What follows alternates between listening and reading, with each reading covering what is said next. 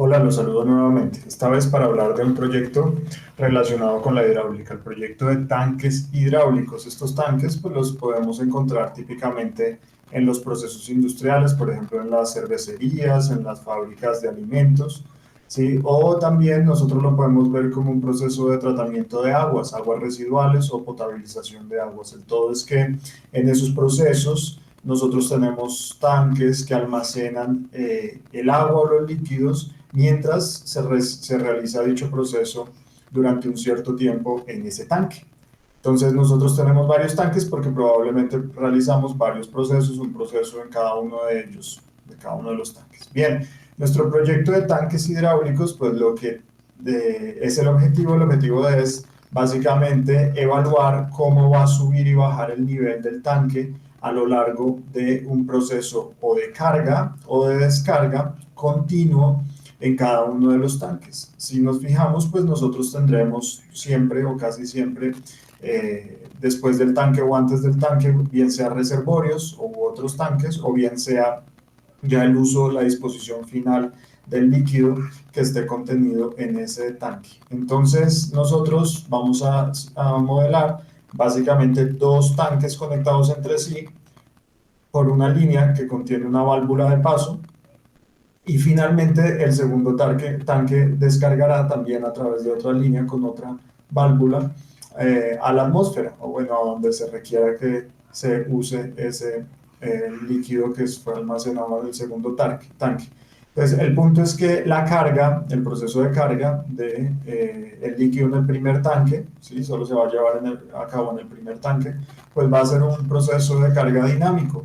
Nosotros muy probablemente no tendremos cómo controlar el nivel de carga, perdón, la cantidad de líquido que se suministra al tanque, sino que puede ser, por ejemplo, en términos de un arroyo, pues un caudal fluctuante que nosotros pues bien podemos medir, pero probablemente no podamos controlar que tanto caudal ingrese al tanque. Lo que sí nosotros podemos controlar, por ejemplo acá, son las válvulas. Las válvulas pues podemos nosotros operarlas tal que permitamos el paso o impidamos el paso del agua del líquido, perdón, en cada uno de esos pasos por los tanques. Bien, entonces nuestras respuestas van a ser cuánto se van a cargar y descargar cada uno de esos tanques en el tiempo debido a una carga dinámica de agua, ¿cierto? Debido a que tenemos una carga dinámica de líquido y también tendríamos una descarga, todos esos pasos controlados por válvulas.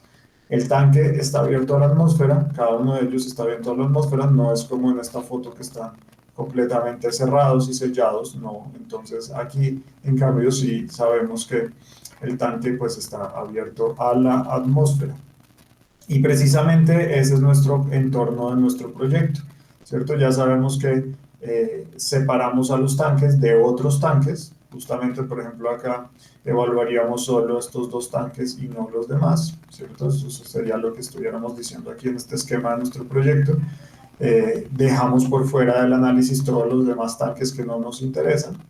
Pero también tenemos que nosotros que saber que el entorno, por ejemplo, son las condiciones aquí atmosféricas, ¿cierto? A las cuales está sometido. Por ejemplo, que aquí también están estos tanques al mismo nivel del suelo, que no está un tanque puesto un poco más arriba del otro, sino que ambos están al mismo nivel del suelo. Y que nuestra línea final descarga el contenido del segundo tanque también a la atmósfera. Bien, entonces fíjense que ahí nosotros estamos diciendo cómo son nuestras relaciones de nuestro tanque con el entorno.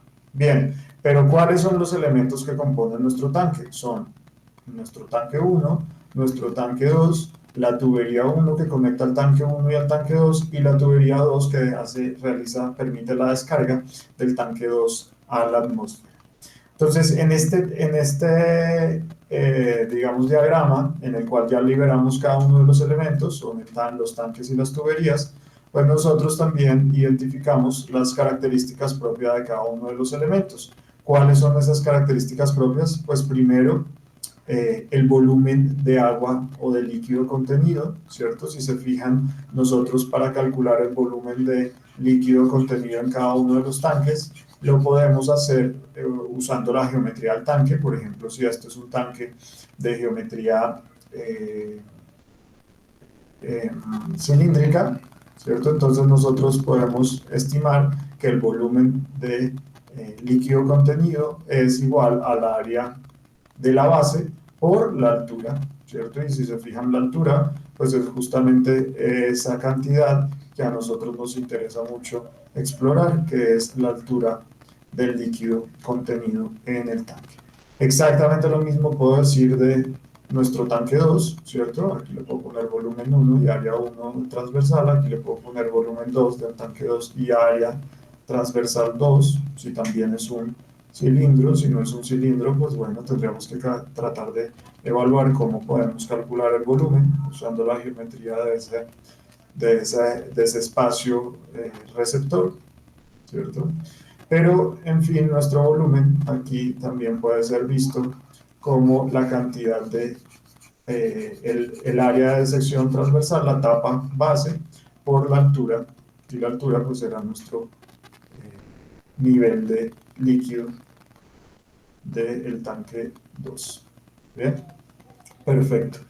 De otra forma, pues en el líquido contenido también tendríamos nosotros que saber sus características físicas, mecánicas, ¿cierto? Como por ejemplo la densidad de ese líquido, el calor específico, la viscosidad, ¿sí? No sé, no se me pasa otra. En estos términos hidráulicos, pues me va a importar mucho la viscosidad y la densidad del fluido, más que todo. ¿Por qué? Por la potencia que yo requeriré para moverlo y por las pérdidas viscosas friccionales que yo pueda tener de ese fluido con las paredes del recipiente que lo contiene. Bien, y en términos de la tubería, pues nosotros tendríamos que saber, por ejemplo, cuánto es el diámetro de la misma, ¿cierto? De las tuberías. Pero en este caso, bueno, de pronto podríamos pasar de largo el diámetro y despreciarlo. En el caso en que no queramos calcular las velocidades de flujo de promedio de del fluido pasando a través de las tuberías, pero sí tendría yo que saber el tipo de válvula, ¿cierto? El tipo de válvula, las válvulas están definidas con unas ciertas características, con unas ciertas propiedades que me definen en las pérdidas como accesorio del fluido pasando por ahí, ¿cierto? Entonces, las válvulas, ojalá necesariamente tengamos que tener esas características de las pérdidas de presión que arrojan debido al paso de un cierto caudal por ellas. Bien, aquí me hace falta entonces, aparte de las características que ya vimos cuáles son las fundamentales para poder definir nuestro sistema, que definen los elementos de nuestro sistema, identificar las relaciones. Y entonces las relaciones, pues en este caso hidráulicas, las relaciones hidráulicas no son fuerzas ni torques ni desplazamientos, o bueno, desplazamientos de fluido en el tiempo. Y esos son solamente caudales y flujos másicos. Realmente son flujos másicos porque la generalidad de si tenemos gases o líquidos, pues nosotros calculamos sus conservaciones con la masa, no con el volumen que están ocupando, sino con la masa propia que tiene el fluido.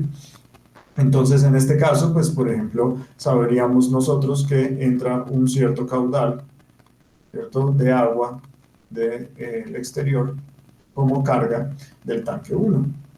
Entonces, por lo mismo, pues nosotros vamos a saber que sale, perdón, por la tubería, está pasando un flujo másico, ¿cierto?, del tanque 1 al tanque 2, y ese flujo másico pues sale del tanque, pero entra por la tubería, ¿cierto?